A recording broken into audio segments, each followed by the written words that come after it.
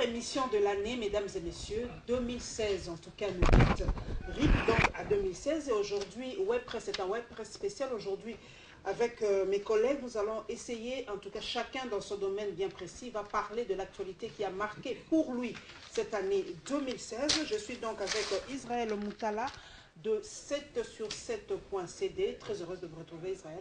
Merci beaucoup, Madame Paulette. Voilà, comme moi je le dis toujours, entre nous, il faut se jeter de fleurs. C'est grâce à Israël Moutala de 7sur7.cd que nous sommes vraiment informés à l'heure sur le net, sur les grands sujets d'actualité. Je suis avec Peter Tiani du Vrai Journal. Bonjour Peter et bonsoir selon l'heure. Bonjour, moi je vous appelle affectueusement Prézo. Merci pour l'invitation. Très heureux d'être à côté de celui que j'appelle très souvent le brillantissimo Israël Moutala. Et à tous les confrères qui ont quand même pu faire un travail titanesque cette année. Coup de chapeau. Comme il ne faut pas dire aujourd'hui. Voilà, merci aussi, je l'aurais dit, au Vrai Journal avec son groupe WhatsApp. Comme vous le savez, l'Internet est vraiment devenu aujourd'hui un outil incontournable pour avoir l'information. Merci donc au Vrai Journal pour le travail abattu sur le net. Et je vais terminer avec Faye Nikombikai de Top Media. Avec lui, nous allons aussi débattre de temps fort, pardon. Très heureuse d'être avec vous. Merci beaucoup, madame. L'émission sera rotative. Il y aura d'autres journalistes qui viendront encore assister parce que, en tout cas, c'est la fin de l'année. Nous essayons d'ouvrir, en tout cas, ce WebPress à tout le monde. Israël Moutala, la question est tout à fait simple. Je crois que ce sera peut-être dans le domaine économique. Je sais que vous l'affectionnez un peu plus. Quelle est l'information, en tout cas, dans ce domaine qui vous a marqué pour l'an 2016? Sur le plan économique, mais si vous avez aussi sur le plan politique, vous pouvez toujours nous dire. Merci de la parole. J'aimerais aussi rendre l'ascenseur à mon estimé confrère Peter Tiani.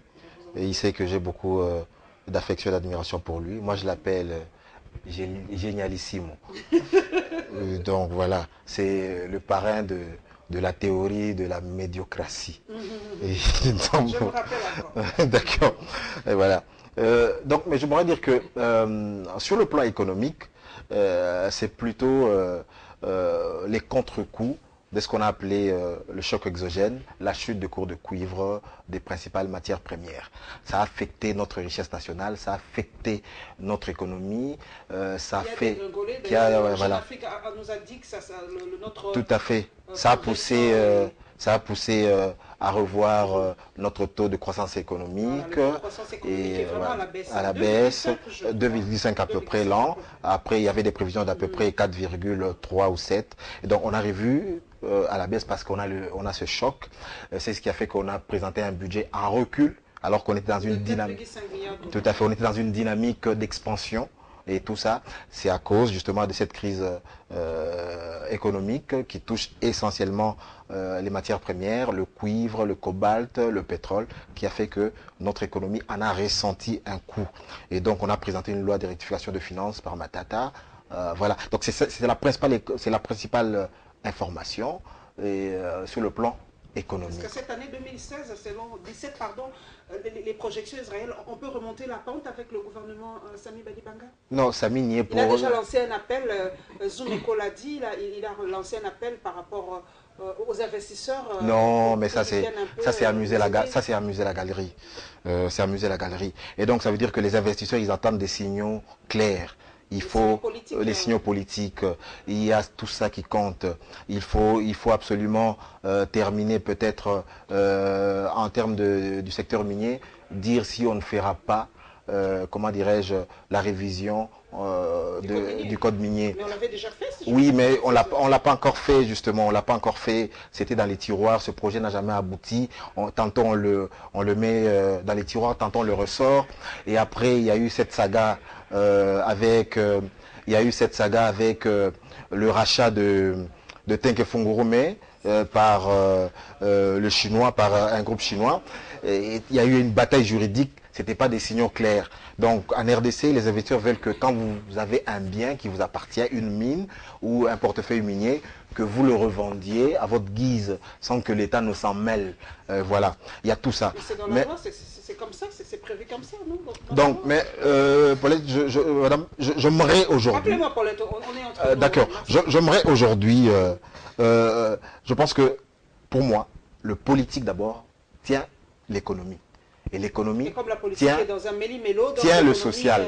Tient le social. Et donc, moi, pour moi d'abord, ça veut dire que le climat des affaires s'est beaucoup détérioré parce que nous avons une crise politique aiguë qui est due à la non-tenue de l'élection présidentielle. Et donc, pour moi, l'actualité principale pour cette année, il y a plusieurs faits. La première des actualités, c'est la non-tenue de l'élection présidentielle en novembre comme c'était prévu. Donc, on l'avait vu venir, on l'avait annoncé, et cette crise a fait en sorte que la société se déglingue, la société se disloque. Aujourd'hui, nous avons un pays où les fils du Congo sont divisés contre eux, où leur avenir est troublé, où il y a des répressions, où il y a du sang pour quelque chose que l'on devait éviter. Et donc, si je peux récapituler, et donc pour moi, les événements marquants pour cette année 2016, je pense d'abord que pour répondre à cette crise politique, c'est la mise sur pied du rassemblement en juin 2007 autour de Tshisekedi et de Katumbi. C'est le plus grand fait politique. Le deuxième, pour moi, je pense que c'est le retour triomphal de Tshisekedi en 2016. En juillet, on a vu de centaines de milliers de Quinois. On a vu une foule comme on n'en a jamais vu ici. Je pense que c'était un élément politique fort.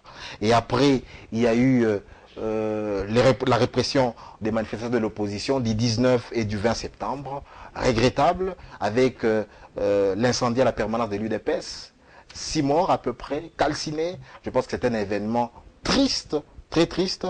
Il y a aussi un autre événement important, c'est l'accord du 18 octobre à la cité de l'EUA. Qui est aujourd'hui le soubassement. Qui est le soubassement, tout à fait. Pour le deuxième dialogue. C'était un effort justement pour essayer de résoudre cette crise, mais qui ne l'a pas résolu. Il y a eu la mise sur pied du gouvernement Badibanga, il y a eu le record de longévité de la primature par Matata. 5 ans. 5 ans à peu près. Bon, il y a eu, on ne peut pas s'en passer, les sanctions américaines contre les autorités politico-administratives. C'est une nouvelle dimension des relations internationales de la RDC et le reste du monde. Impactent-elles ces sanctions oui, elles ont un impact politique certain, elles ont un impact économique relatif, mais sur le plan politique, il y a un énorme effet. Il y a aussi, justement, pour moi, je ne peux pas manquer de saluer la bravoure de Lucha, la bravoure de Filimbi. Vous avez des jeunes.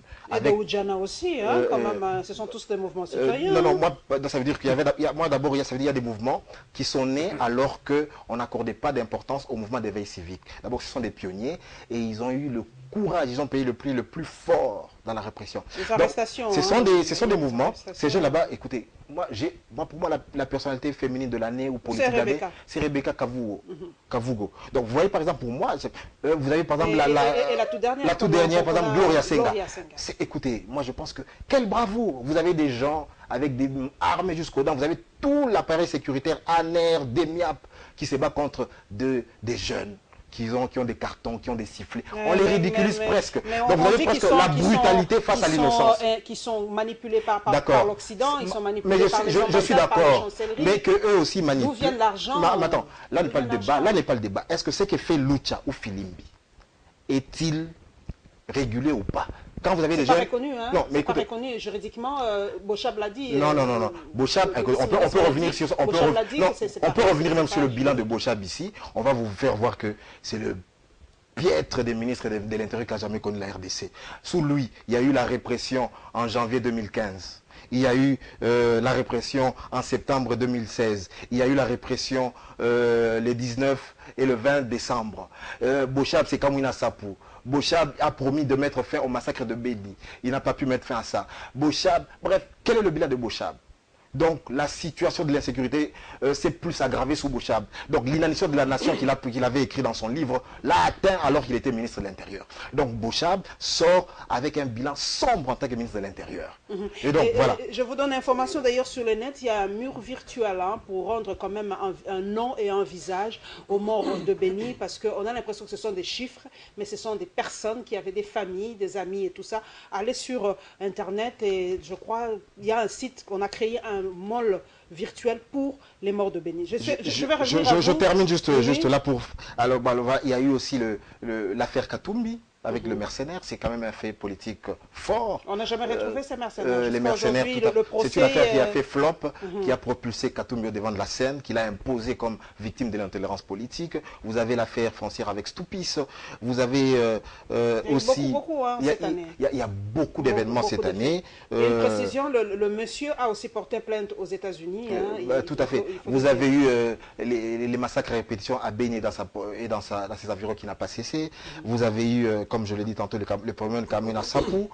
Donc, vous avez par rapport à ça d'autres problèmes comme l'homélie de Monseigneur Mosengo, qui était un fait politique majeur, fort, et tout ça. Et enfin, je termine par là, la SENCO, les négociations directes. Ça aussi, c'est parmi un fait politique fort. On saura le vendredi prochain s'il y aura accord ou pas pour mettre fin.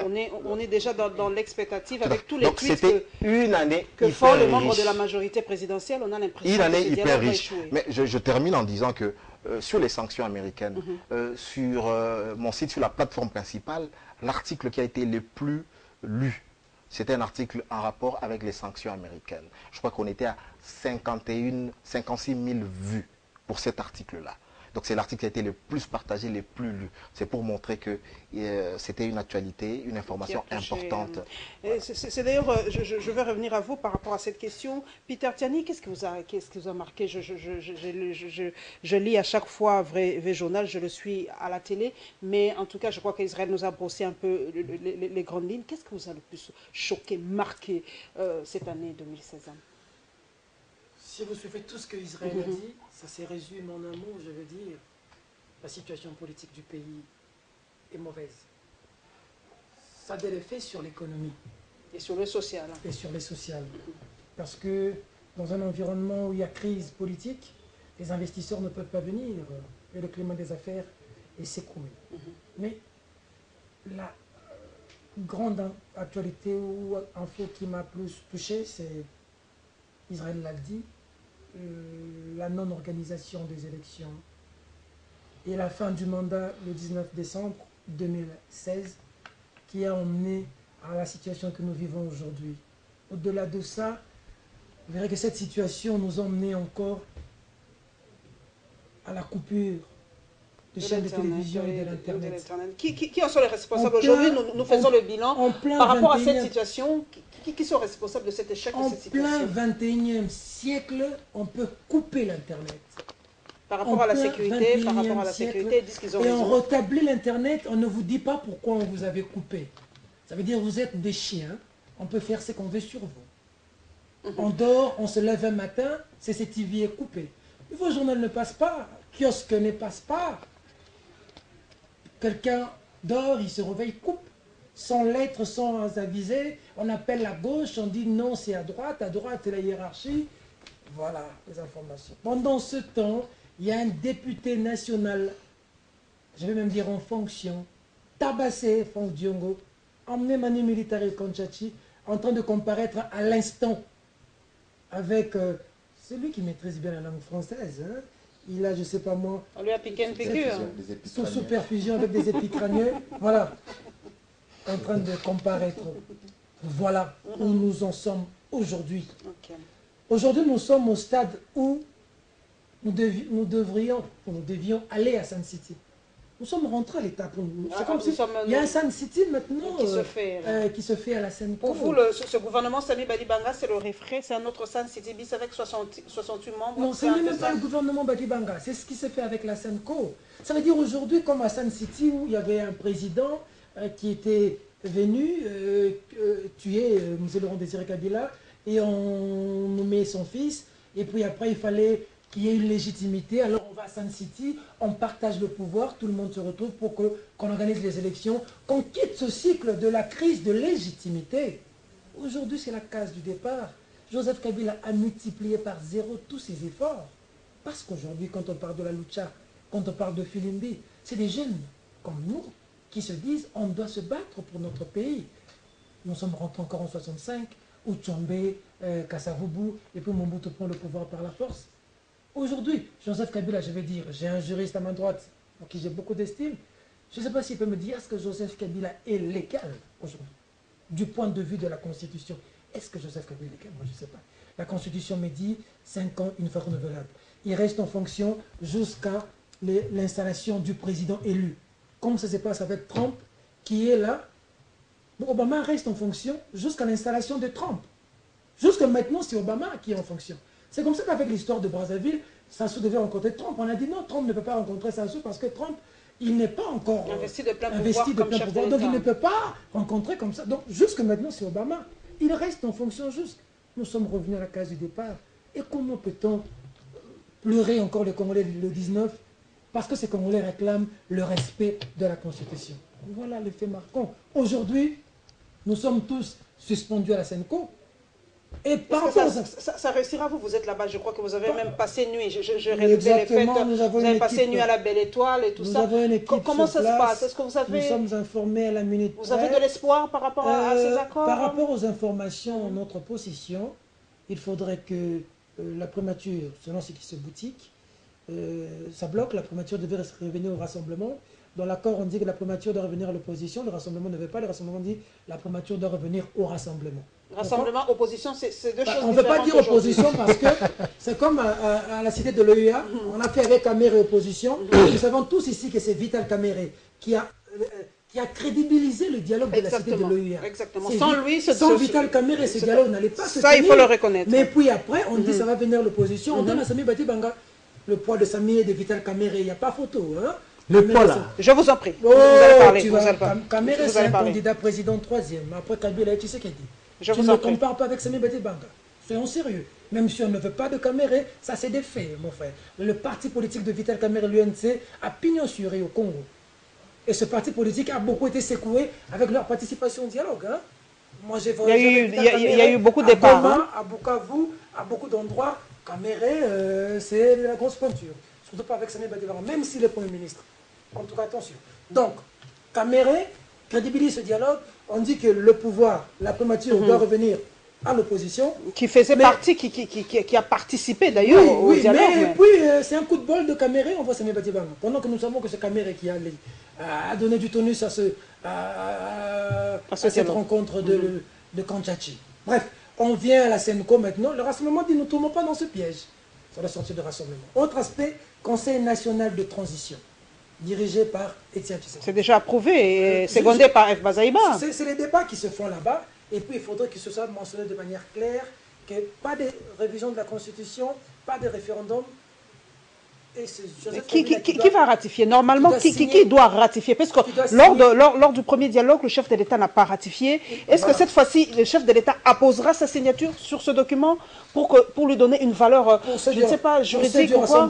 Pour ceux du rassemblement, il faudrait que le chef de l'État signe. Il s'engage. Le rassemblement signe, tu sais ce qu'il dit? La Senco signe. Mais pendant que vous êtes en train de discuter, Kyungu, on a levé les immunités. Probablement, on va être arrêté. Diongo est en train de comparaître. CCTV coupé, réseaux sociaux coupés. Mais est-ce que vous avez cette bonne foi, vous, de parler aux gens pendant que vous agissez de la sorte? Est-ce que les gens sont vraiment animés de bonne foi? Même quand je vois les tweets, moi j'ai vu des tweets, hein, où on vous dit clairement qu'il ne faut pas rêver, il n'y aura pas d'accord. Je suis en train de me dire, et la Senco parle du plan B. Je suis en train de me dire, aujourd'hui, est-ce que nos acteurs politiques sont en train de peser, d'avoir de la jugeote sur la tension qu'il y a dans ce pays?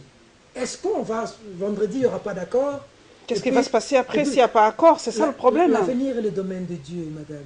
Je ne peux vous dire ce qui va arriver demain, tout en sachant qu'après la division de cette émission, je ne sais pas si ce qui va m'arriver moi plus tard. Mais tout ce que je peux vous dire, c'est qu'il est extrêmement difficile que les gens se disent qu'on peut plomber la CENI, on organise un dialogue, et puis après on se retire, et puis après on dirige le Congolais. Avec quel mandat? Aujourd'hui, au mois de février, parce qu'aujourd'hui, le chef de l'État, Joseph Kabila, du point de vue de la Constitution, n'a plus de légitimité et de légalité. L'Assemblée nationale, c'était la dernière session. Logiquement, ils n'ont plus de légitimité et de légalité. Mais au mois de février, ce sera la fin. Ça veut dire que nous nous retrouvons aujourd'hui avec un Sénat. Toutes les institutions hors mandat. Donc, et pourtant, bien que Joseph Kabila ait été mal entouré, ça c'est vrai, mais il a fait preuve de beaucoup de foi, Joseph Kabila. Il n'a pas fait que du mauvais. Joseph Kabila fait quand même des choses. Il a quand même construit des choses dans ce pays. Tout n'est pas 0 sur 10. C'est peut-être Matata qui est venu foutre tout en l'air. Mais Joseph Kabila a eu à faire quelque chose dans ce pays. Mais alors, multiplié par 0, nous ramener aujourd'hui avant Sun City, c'est bien dommage. C'est un échec. Hein. C'est un échec puissant. Et le grand fait majeur, c'est cette situation. Joseph Kabila a dit, je ne vous emmènerai pas dans un suicide collectif. Il l'a dit. Il l'a dit aux gens de la majorité. Il l'a dit à la presse. Aujourd'hui, nous ne sommes pas en train d'assister à ce suicide collectif. Faini Kombikai, même question aujourd'hui, l'émission est spéciale. Quels sont les temps forts, en tout cas, qui ont retenu votre attention cette année, l'année 2016 qui s'achève? Moi, j'ai 2 points majeurs. Je vous en prie. Le premier, la mort inutile de mon peuple le 19 octobre 2016. Je me pose la question ces jours. Les morts que certaines familles ont décrié le 19 octobre 2016, c'était pour quelle finalité? Ces gens qui ont fait tuer ces gens-là, aujourd'hui, qu'est-ce que leurs familles respectives ont-ils gagné?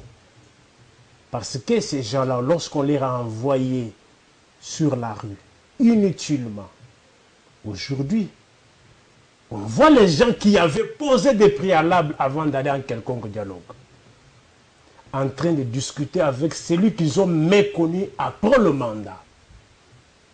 N'est-ce pas une contradiction notoire? Posez la question au rassemblement, parce que c'est lui qui porte maintenant cette responsabilité.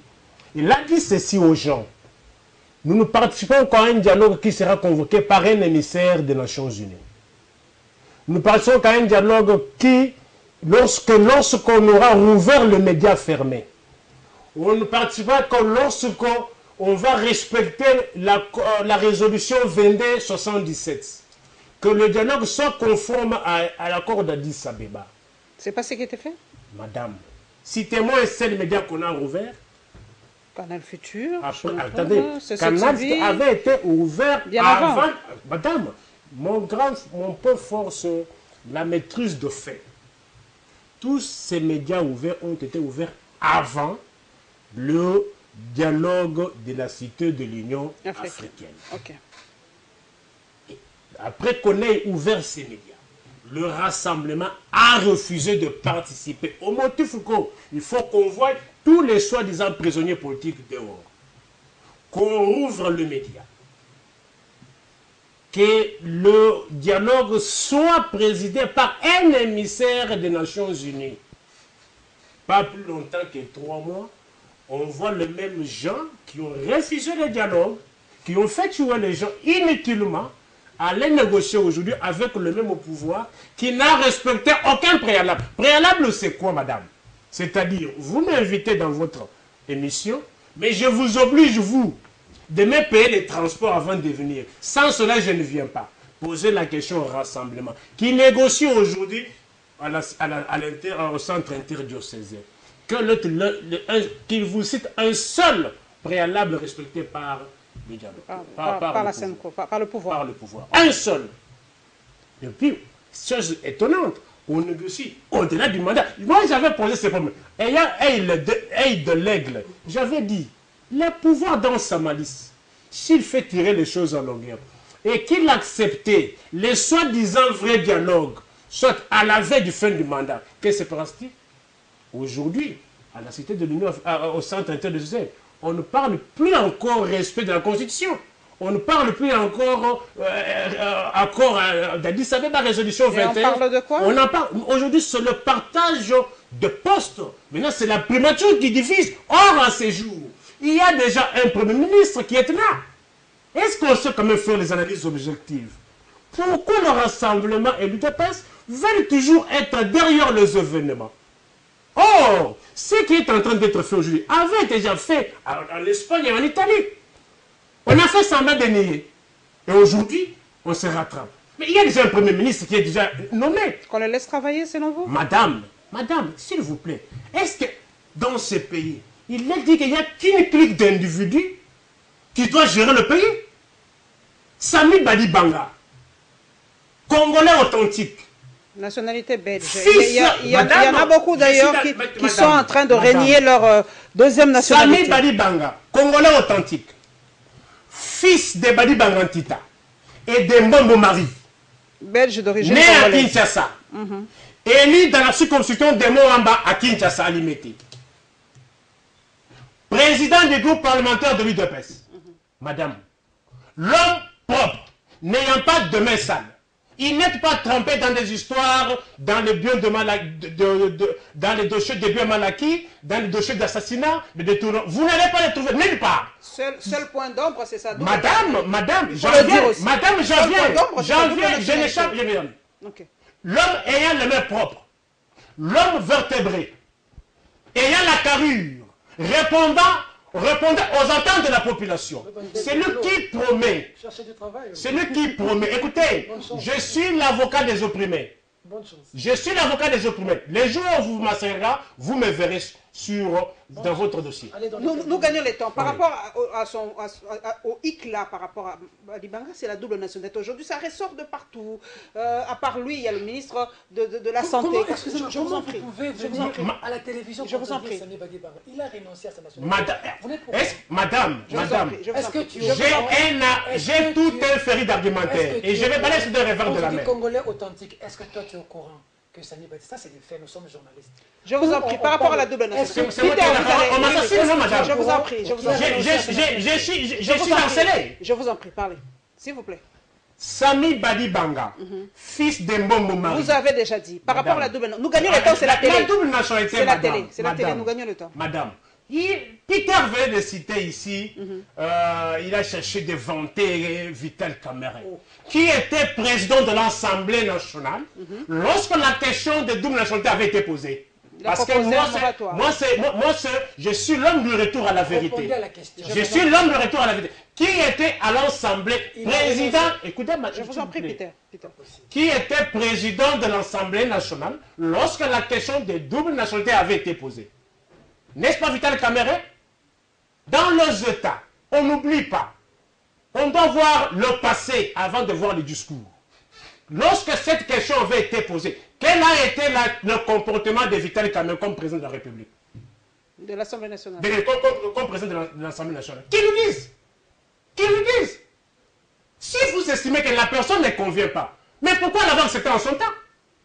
Lorsque Sami Badi Banga n'était pas Premier ministre, avez-vous entendu tous ces bruits-là? Vous ne répondez pas à la question. Je réponds. Par rapport, il a renoncé, c'est un fait aujourd'hui, il y en a beaucoup qui renoncent. Il a renoncé, oui ou non? Madame, nous disons ceci. Question fermée. Madame, non, écoutez, madame, j'ai une réponse aussi à la allez, je vous en prie. Sami Badi Banga se retrouvant dans ce contexte-là, mais comment il n'avait pas été contraint? Mais il l'a fait en bon Congolais. Vous voulez qu'il fasse quoi encore? Ok, Israël Moutala, nous allons parler maintenant de... Peter, je vous en prie, nous sommes en direct. Voilà, Israël Moutala, cette question de double nationalité est en train vraiment de susciter beaucoup de passion. C'est vrai, on dit Congolais d'origine, tant qu'on est né Congolais, on le reste. Mais la loi est dure, c'est la loi. La loi est claire, notre nationalité est une et exclusive. Est-ce que cette fois-ci, Israël Moutala, en l'an 2017, est-ce qu'on ne peut pas mettre sur la table vraiment clairement cette question de double nationalité et qu'on y tranche et qu'on arrête de nous les sortir comme si c'était quelque chose de mal? Avoir une double nationalité, c'est pas mal, mais aujourd'hui, ça donne l'impression qu'avoir une autre nationalité, c'est de la triche en RDC. Merci de la question. Je vais revenir là-dessus parce qu'on voulait faire un débat général sur les grands événements. Mais bon, là, on va peut-être entrer dans les détails sur certaines questions. Mais j'aimerais d'abord m'appesantir sur quelque chose d'important. Moi, je respecte la vie humaine. La vie humaine est sacrée. Le chef de l'État, quand il prête serment, n'est-ce pas, en disant que de manière solennelle, il va faire respecter la Constitution, ça a un sens. La Constitution, il y a là-bas des articles qui ont une portée. Il y a un article qui consacre la sacralité de la vie, qui dit que la vie humaine est sacrée. La vie de tout Congolais est sacrée. Alors ici, Nico dit que des gens qui sont morts inutilement, s'il vous plaît, quelqu'un qui quitte chez lui, n'est-ce pas, pour réclamer le respect de la Constitution mérite-t-il de trouver la mort, oui ou non? Et c'est vrai, ici, il met l'accent sur les morts dites inutiles. Une expression, les responsabilités peut-être des gens qui les envoient dans la rue. Une expression qui me choque. Je vous en prie, je vous en prie. Une expression qui me choque extrêmement. D'autant plus que c'est des personnes, pour la plupart, qui ne sont pas armées. Et donc, dans d'autres cieux, pour maintenir l'ordre public, ce n'est pas avec des armes létales. Et donc, il y a en face une répression disproportionnée. Dites-moi, toute l'énergie que mobilisent les services de sécurité pour traquer Lucha, pour traquer Filimbi, c'est ce génie-là. Il ne faut pas le mettre, par exemple, pour sécuriser Beni et ses environs. Vous voyez toute l'armada qu'on déploie ici pour réprimer. Mais s'il y avait cette concentration, ce déploiement de toutes les forces de sécurité à l'Est, il y aurait des solutions. Alors, moi, j'aimerais dire ici, quelle que soit la personne qui sort dans la rue, manipulée ou pas, parce que manipuler d'abord c'est une insulte à l'intelligence de tout le monde. Quand l'FDL prenait le pouvoir, sous Mobutu c'était toujours ça, les gens sont manipulés. Écoutez, pourquoi les gens ne veulent pas que les gens s'expriment librement? La diffusion du savoir, souvent, parce que les étudiants sont avant-gardistes. Ils ont le savoir, ils connaissent leurs droits. Ce sont souvent eux qui sont à la base des revendications. Parce qu'il connaît ses droits, il sait comment les revendiquer. Et voilà pourquoi est-ce que les pouvoirs ont toujours voulu avoir une même mise dans les universités, en nommant les recteurs, en nommant les chefs des étudiants, des promotions, des représentants des étudiants. Ce sont des structures qui sont noyautées par le service de sécurité, parce qu'ils savent que les contestations, souvent, commencent dans les universités. Alors, qu'on nous dise que notre jeunesse est manipulée, c'est triste, c'est une insulte à notre jeunesse, ça veut dire que vous avez une jeunesse bête. Ça veut dire que vous, le pouvoir, vous n'avez pas instruit votre jeunesse et les manipuler. Quand est-ce que le pouvoir d'ici va manipuler la jeunesse occidentale? Parce qu'on parle de Filimbi, de Lucha, où ils sont manipulés. Mais eux, ils vont manipuler quand? Élévons le débat. Allons au fond de choses. Est-ce que ce que réclame Lucha ou Filimbi est anticonstitutionnel, oui ou non? N'allons pas dans des considérations juridiques ou dans le juridisme stupide qu'avait évoqué Bochab, où ils n'ont pas d'approchage juridique. Donc l'approchage juridique, ça couvre l'organisation, mais ça veut dire qu'en cas de débordement, les personnes vont répondre de leurs actes individuellement. Je suis groupe 100 kilos, j'exige pas, je n'ai pas d'approchage juridique, je vais faire une marche. Quand je sors, ce sont les personnes qu'on va appréhender individuellement qui vont répondre, parce que le groupe 5 kilos n'a pas de personnalité juridique. Mais on ne va pas faire de la personnalité juridique une condition pour que les gens revendiquent leurs droits. Ça n'a aucun sens. Et donc, ici, respectons les morts et faisons en sorte que les Congolais ne soient jamais tués parce qu'ils revendiquent un droit qui leur est consacré. Donc, interpellez les gens qui marchent s'ils ne respectent pas l'ordre public et relâchez-les.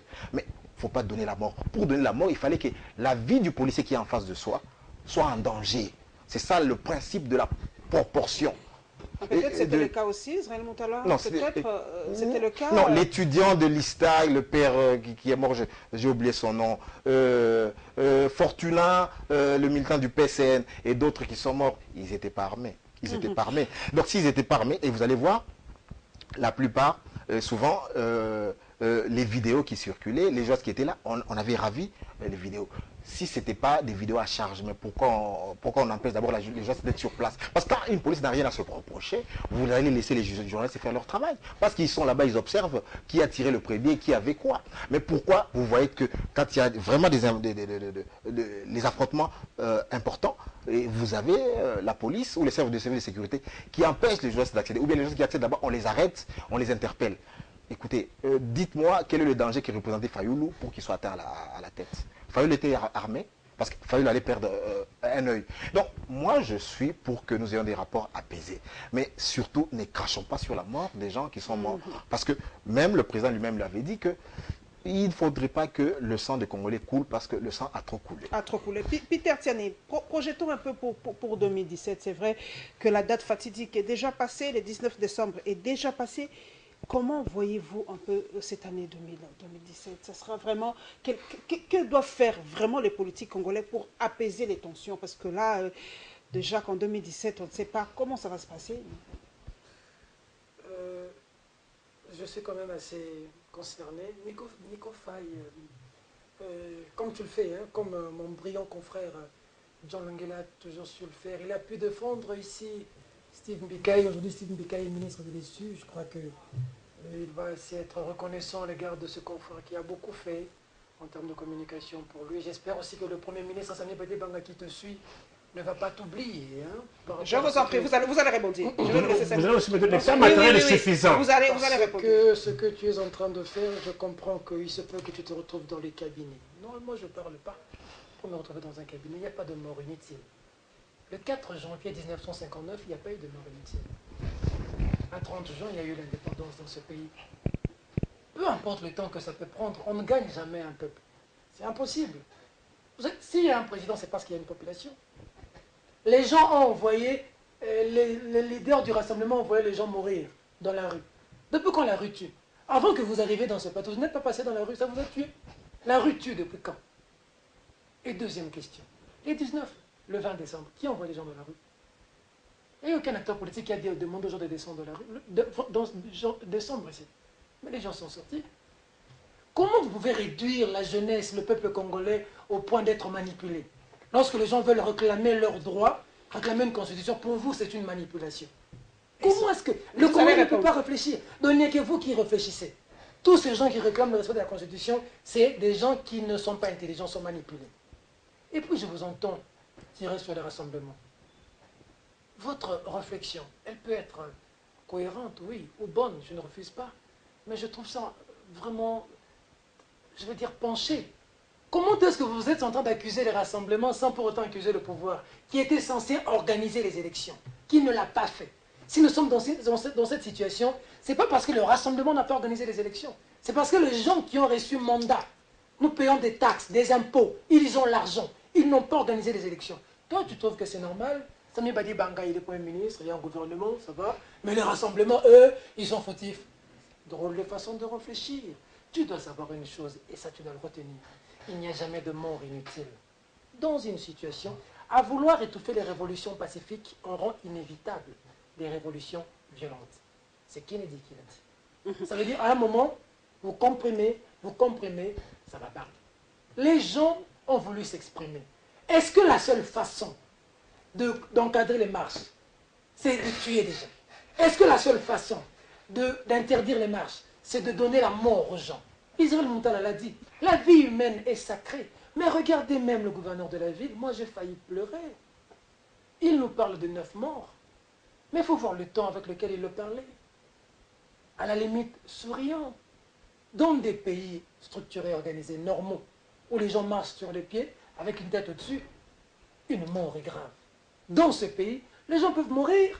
Et il y aura un journaliste qui viendra dans un plateau de web presse dire ce sont des morts inutiles. Ok. Voilà. Vous allez conclure. Pour finir, un brillant sénateur a dit la République des inconscients. Vous allez terminer par vous, Peter Fanny Kombikaï, parce qu'aujourd'hui, moi, je n'ai pas beaucoup de questions. Je vous laisse la parole. Je vous en prie. Allez-y, nous gagnons le temps. Non, avec les amis, vous avez été... Allez-y. J'aimerais d'abord dire aux amis, et en plus nous sommes à la télé, je dis, je regrette mon peuple qui avait été tué inutilement. Pas les morts inutiles, nuance. Écoutez, mon peuple qui avait été tué inutilement. Vous allez suivre l'émission. Écoutez, s'il vous plaît, je le regrette pourquoi. Je l'ai écrit mort. Quelle a été la revendication? Le respect strict de la Constitution. C'est là qui ont juré que par le respect strict de la Constitution. Aujourd'hui, où sont-ils? Ils sont où? Ils sont en train de négocier avec qui? Et dans quel timing? Au-delà du délai constitutionnel. N'est-ce pas une contradiction notoire?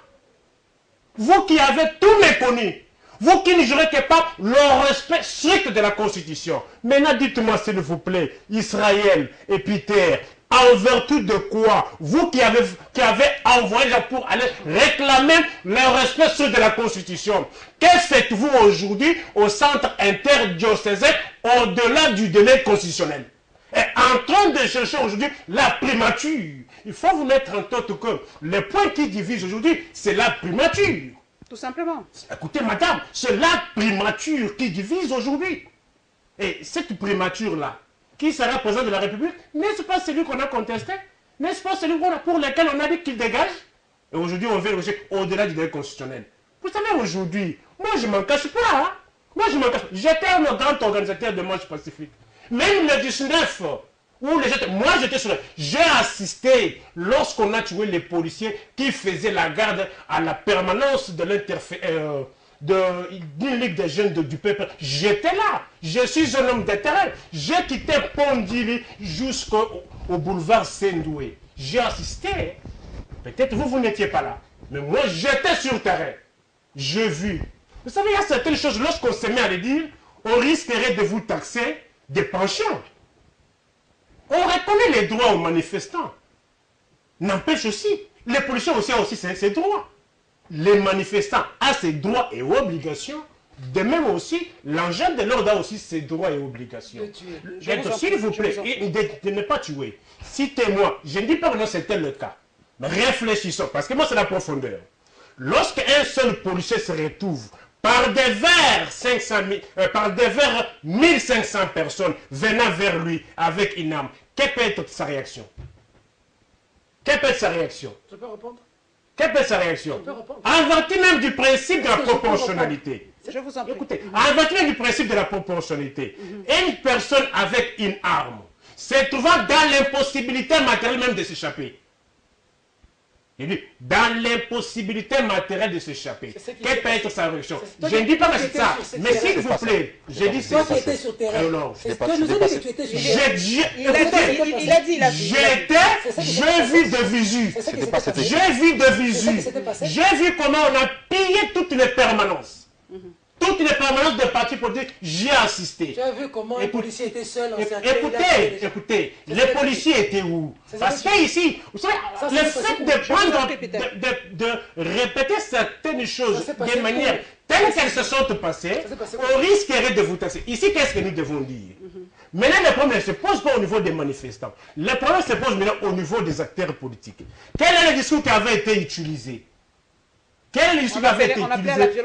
Écoutez, madame, dans ces pays, et puis en plus, madame, parce que nous devons quand même réfléchir. Qu'est-ce que moi j'ai dit sur votre peuple? Vous avez dit même à me condamner, à me critiquer. J'avais dit ceci, attention avec la boîte à Pandore que vous êtes en train d'ouvrir. Le dialogue que vous avez cherché ici. Attention, nous risquerions de connaître la situation des années 90.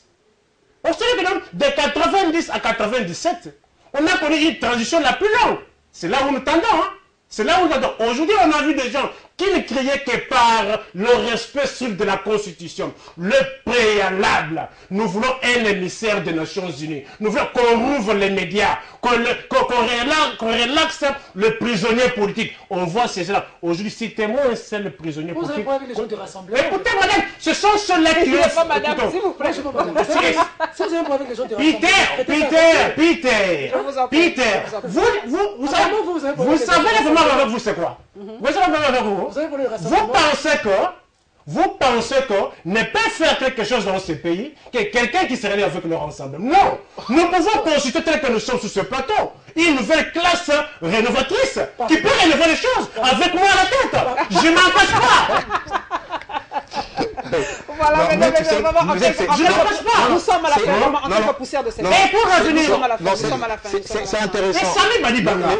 Sami Badibanga. Qui peut être aussi des qualités tribuniciennes de Sami Badibanga? Oui, poussière de seconde, nous sommes à la fin. Poussière de seconde, je le redis et je le répète ici. Ça veut dire que les circonstances, c'est douloureux. La violence d'où qu'elle vienne, il faut la condamner. Mais les circonstances dans lesquelles le policier à la permanence du PPR de la 7e rue avait trouvé la mort ne sont pas celles, le cas de figure qu'a évoqué Nico. Voilà pourquoi, parce que les manifestants, je ne veux pas revenir sur cette histoire. On avait dit que c'est lui qui s'était monté plus zélé quand les autres battaient en retraite. Je veux pas. Et c'est lui qui avait, je crois, il avait tiré dans la foule et tout ça. C'était une réaction de révolte. Donc je veux pas revenir sur. Il y a beaucoup à dire. Il y a beaucoup de cas, on peut revenir. Mais quoi qu'il en soit, nous sommes dans cette crise. 2017, comme vous voyez, ça sera assez dur. On aura une transition de 10 ans comme l'a pensé Nico, 90-97. On glisse vers ça. Un boulevard, un boulevard à 16 bandes qu'on a ouvert au pouvoir. Hein. On glisse vers ça. Dernier mot, on glisse vers ça. Je vais être optimiste en disant ceci, qu'il y aura un accord. Parce qu'aujourd'hui, c'est vrai, Nico est en train de faire le procès au Rassemblement, mais le Rassemblement a fait des concessions pour éviter que la crise ne s'enlise. Donc, il a renoncé au préalable. Les préalables ont été réversés dans le dialogue. Il n'a pas renoncé de manière définitive. Pourquoi pas le faire en amont? Donc, la question de Katumbi, la question de médias, la question de prisonniers politiques, notamment les 7 prisonniers emblématiques, fait partie justement du consensus à trouver dans le cadre du dialogue facilité par la SENCO. Résolution 2277. Et je pense que là-dessus, il y a des chances d'espérer que le pouvoir va Et mais non, mais si on ne trouve pas un accord... C'est fini, Peter. Donc si on ne trouve pas un accord, on pourra toujours s'appuyer peut-être sur l'accord du 18 octobre, qui n'est pas si mauvais que ça, parce que entre le draft de l'accord de la SENCO et celui du 18 octobre, c'est une différence de degré et pas de nature. En quelques mots, il y a un boulevard de 10 ans maintenant. Ça, c'est des histoires debout, de quel boulevard. On sait aujourd'hui qu'il y a des gens qui sont en situation très difficile. Moi, je vais passer un message assez important. Moi, je ne vais pas faire la campagne de Badibanga ici. Ce sont des rêveries, hein? CCTV est fermé. On n'a toujours pas le temps de parler de nous. Ça, c'est le nous de la presse. Aujourd'hui, je précise ce que mon frère fait, mais j'aimerais le voir chez Badibanga, comme je l'ai dit pour John ici, malheureusement. Donc, les politiques aussi doivent apprendre à penser à ceux qui se battent pour eux. CCTV est fermé. Le vrai journal, Kiosque et tout. Il y a des confrères qui sont en souffrance aujourd'hui. Mais selon les informations que nous apprenons, il semblerait, j'utilise les conditionnels, que la fréquence de CCTV aurait été vendue à StarTime et qu'il se peut que CCTV ne revienne plus. Je donne l'information à la télévision. J'utilise le conditionnel. Donc, à tous les gens qui nous suivent, qui me demandent kiosque, qui me demandent le vrai journal, la fréquence de CCTV est à StarTime. Et il y a une action qui va être organisée cette semaine avec tous les journalistes de CCTV. Évidemment, nous allons informer JA que la corporation se mêle. Il y aura une marche jusque vers StarTime. C'est pour cette semaine. S'il n'y a pas d'action, ce sera... nous sommes de ceux qui, comme Kofi a l'habitude de dire, donc il y aura... si CCTV va partir, les gens ne vont pas se taire, mais que les gens sachent que déjà, on apprend que CCTV, la fréquence est partie, et qu'il risquerait que cette fréquence ne revienne plus jamais. Voilà, merci à vous mesdames et messieurs, c'est la dernière émission de cette année 2016. Merci en tout cas à tous mes followers sur les réseaux sociaux, merci à tous mes confrères qui ont participé depuis le début de l'année jusqu'à la fin. Merci beaucoup, merci en tout cas, c'est grâce à vous que Web Presse existe. John Lungila, merci pour tes reportages dans le journal de Congo Web Télévision, merci à tout le monde, Élisée Odia, Ambroise Mamba, Bobo Samba, il y en a beaucoup, je ne peux pas citer comme ça de tête, mais merci à vous pour votre travail. Freddy Kipimon, merci pour ton aide, en tout cas, le caméraman, merci beaucoup, en tout cas, il y en a beaucoup, il y a beaucoup à citer, merci à tous, en tout cas, mes confrères, surtout dans le net, c'est vraiment grâce à vous que nous avons des informations, 7sur7.cd, actualité.cd, politico.cd, le vrai journal, Vision Info, il y en a beaucoup, Zoom Echo, en tout cas, surtout Zoom Echo, le côté économique, bravo à toi, Eric Chikouma, merci à vous, merci, et bonne année à Gabriel Chabani qui nous permet, hein, moi j'ose le dire, d'avoir vraiment des émissions pareilles, parce que je sais que dans d'autres chaînes, en tout cas, avoir une liberté de ton pareil, il n'y en a pas. Merci à toi, à Gabriel Chabani, et bonne année. Gilbert Viladi, merci pour tes conseils. Merci à Dou Jésus Beledou, directeur de programme. Merci à vous tous, en tout cas. Nous nous retrouverons vraiment avec le même plaisir en l'an 2017. Ciao.